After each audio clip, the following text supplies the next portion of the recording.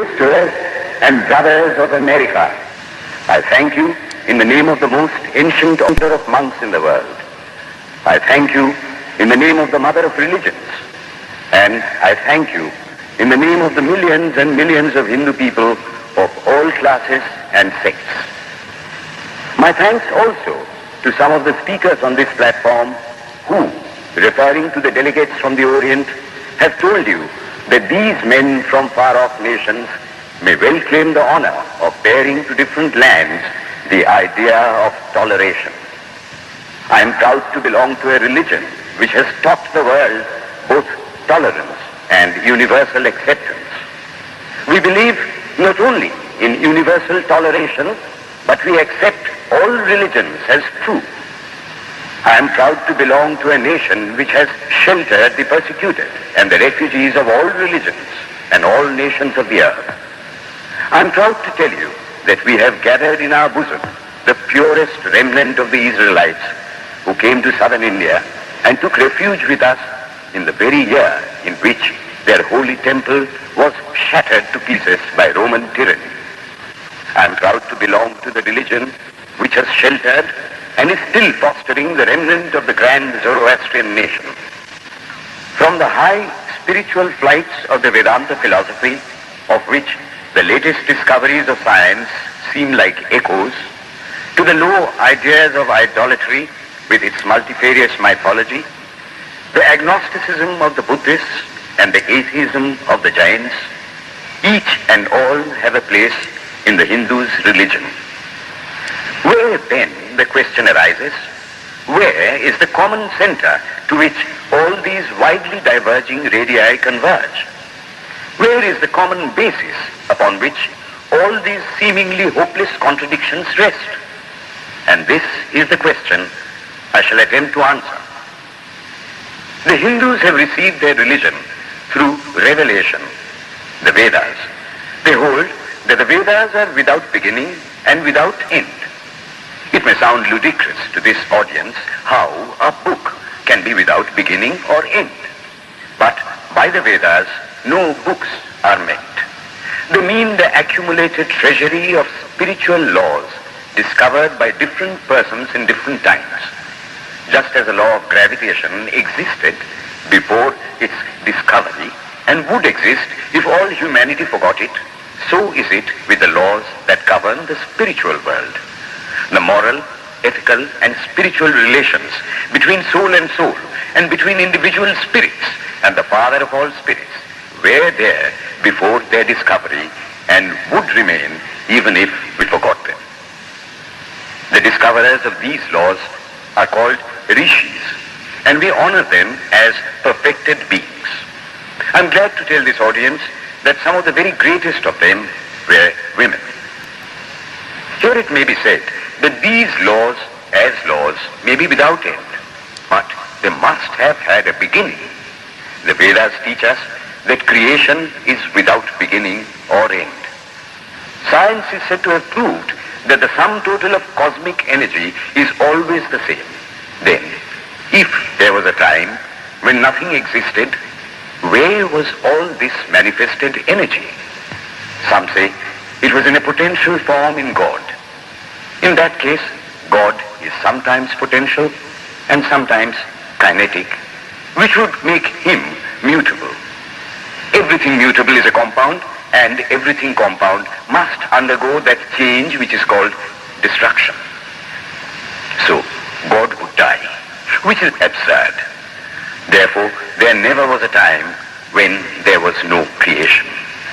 If I may be allowed to use a simile, creation and creator are two lines without beginning and without end, running parallel to each other. God is the ever-active providence by whose power systems after systems are being evolved out of chaos, made to run for a time and again destroyed. This is what the Brahmin boy repeats every day. The sun and the moon the Lord created like the suns and moons of previous cycles. And this agrees with modern science. Here I stand, and if I shut my eyes and try to conceive my existence, I What is the idea before me? The idea of a body. Am I then nothing but a combination of material substances? The Vedas declare, no. I am a spirit living in a body. I am not the body. The body will die, but I shall not die. Here am I in this body. It will fall, but I shall go on living. I had also a past. The soul was not created, for creation means a combination, which means a certain future dissolution. If then the soul was created, it must die. Some are born happy, enjoy perfect health with beautiful body, mental vigor, and all wants supplied. Others are born miserable. Some are without hands or feet. Others again are idiots and only drag on a wretched existence. Why, if they are all created, why does a just and merciful God create one happy and another unhappy? Why is he so partial?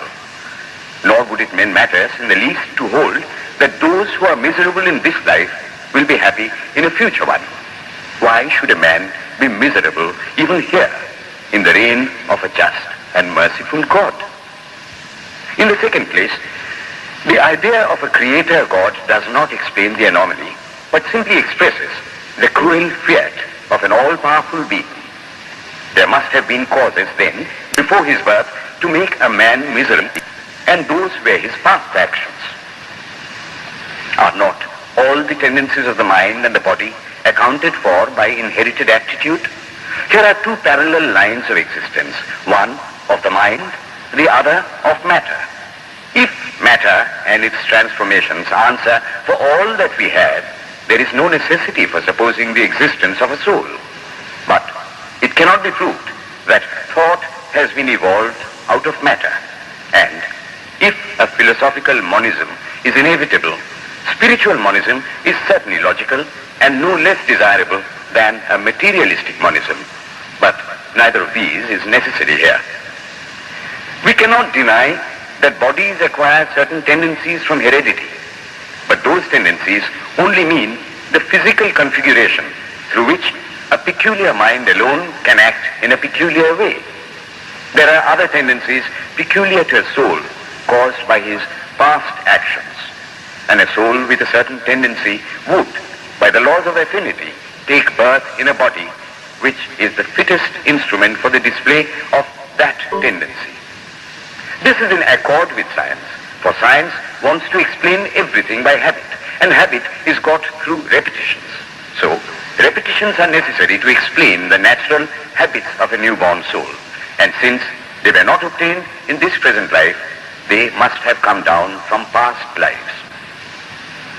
There is another suggestion. Taking all these for granted, how is it that I do not remember anything of my past life? This can be easily explained. I am now speaking in English. It is not my mother tongue. In fact, no words of my mother tongue are now present in my consciousness. But let me try to bring them up. And they rush in. That shows that consciousness is only the surface of the mental ocean, and within its depths are stored up all our experiences. Try and struggle. They would come up, and you would be conscious even of your past life. This is direct and demonstrative evidence. Verification is the perfect proof of a theory, and here is the challenge thrown to the world by the rishis. We have discovered the secret by which the very depths of the ocean of memory can be stirred up. Try it, and you would get a complete reminiscence of your past life. So then, the Hindu believes that he is a spirit. Him the sword cannot pierce, him the fire cannot burn, him the water cannot melt, him the air cannot dry. The Hindu believes that every soul is a circle whose circumference is nowhere, but whose center is located in the body, and that death means the change of the center from body to body.